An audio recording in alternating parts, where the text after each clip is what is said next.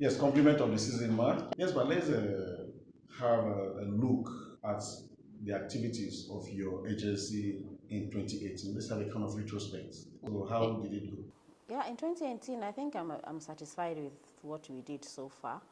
Uh, we were able to develop our trading system, the first phase, which does most of the things. We still have like 3 or 4 phases, but the first phase is ready and we can trade with that.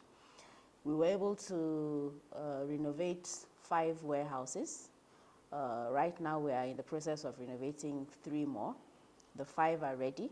We're able to consummate our MOU with a new Nigeria commodity marketing company, which is part of our business development.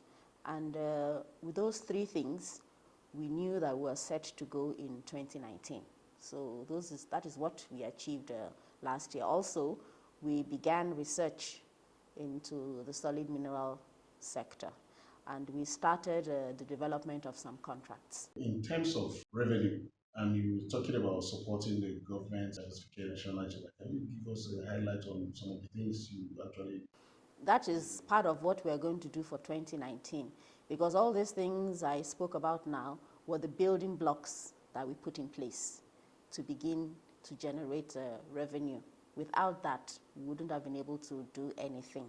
Those building blocks were not there. So we started right from the basics. So now for 2019, as from February, we will start receiving commodities into these warehouses that I've told you about. The NNNCMC will aggregate those commodities from the farmers and bring them into our warehouses. And we will trade those commodities on the floor of the exchange. So, and these commodities are those that have been harvested starting from October to December. So when they come in February, we are assuming, because we're going to use the throughput system of warehousing, that means the percentage of, the in and out of commodities over a period. Because each of these warehouses is about 2,000 metric tons. So if, assuming that each month we have 2,000 metric tons, it's filled to capacity. So it means like in a year, we'll have like 24,000 metric tons coming in and out. But it will be more than that. It will now be multiples of this 24,000, because you remember our trading system is T+3. So commodities will be coming in and being traded on the floor. Most times they will not remain there for more than a week or so. So that is our projection.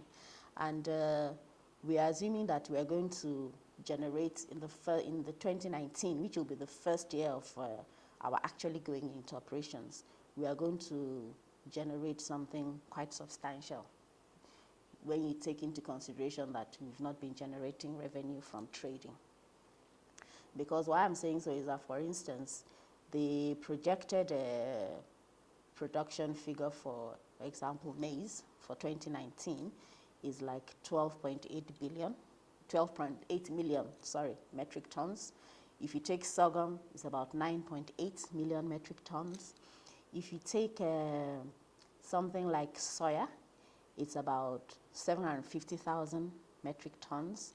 Sesame is about 180,000 metric tons.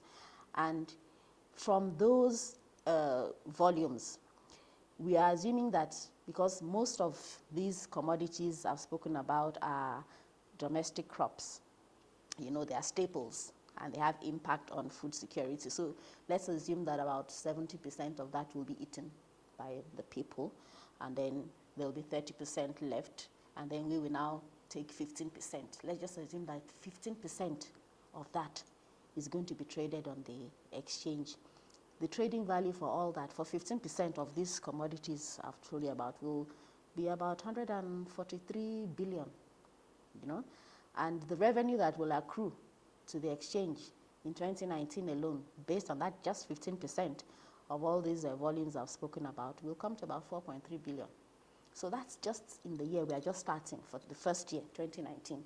So thereafter, we know things will increase. And what impact will it have with the Nigerian government situation? All these figures are going to have a great impact on the farmers, because now farmers will get the correct value for their commodities. They will have a place where they can sell their commodities. Even the so-called middlemen, we have not phased them out. We are not phasing them out. We are just redefining their roles. They will still help us in aggregating and they will get their commission. So it's a win-win situation for everybody. One major challenge or issue that we always have in this country in terms of farming is that of marketplace for the farmers to sell their commodities. And at the end of the day, we always have this wastage. Are you telling us that this initiative will tackle all those loopholes? Oh, you'll now find that graduates will not even want to take jobs in the office. They will rush back to the farms, because farming is going to become very lucrative for them, and it's going to be done in a very transparent manner. You are sure of being paid. You are sure of adequate warehousing facilities. And also, we are hoping that before the end of this particular National Assembly, they would have passed the bill on the warehouse receipt financing, because it has gotten to an advanced stage. Once that is passed before the end of their tenure, people can now use their commodities as collateral to get more funds to do whatever they want to do with the funds. So it's actually a win-win situation. Government will generate revenue. The exchange will be self-sufficient. The farmers, most importantly, will have low-hanging fruits. They'll be able to go back to farming. It's going to be the year of the farmer, as far as we are concerned. Those are the very basic reasons for which a commodity exchange anywhere in the world is established. One, market for your commodities. Two, to provide you with storage. Because you find out that the basic problem of farmers, most farmers all over the world, is storage, market, and finance. And with the exchange, the way it has been developed, we take care of the marketing. We are into warehousing, though that is not our core responsibility. By the time we move on, we will seed out the warehousing facilities and the warehousing thing to the private sector, because it's not supposed to be what we do. But because we are just starting, we are doing everything together. And then